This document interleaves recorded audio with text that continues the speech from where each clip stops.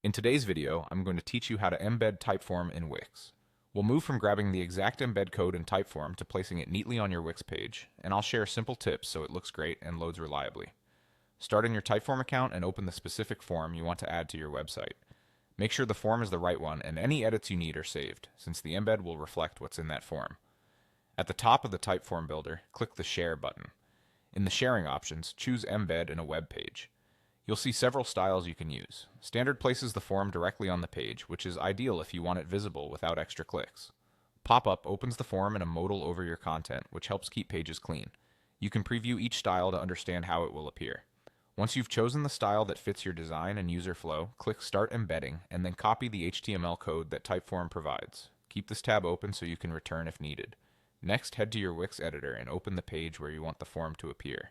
Decide on the exact spot in your layout so you can place the embed with intention.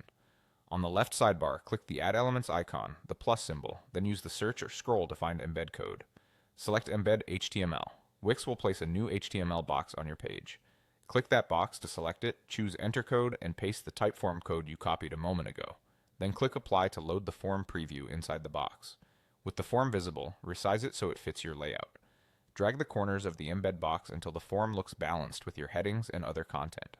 If your design uses columns or strips, align the box so it sits consistently with your grid.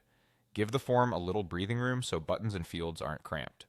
If the form feels cut off, expand the height of the box so all questions in the submit area are easy to reach. For a pop-up style, position of the embed box on the page matters less, but you still want the trigger element to be discoverable.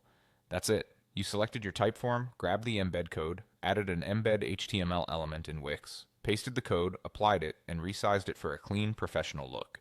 Follow these steps each time you want to add another form, and your site will stay consistent and user-friendly.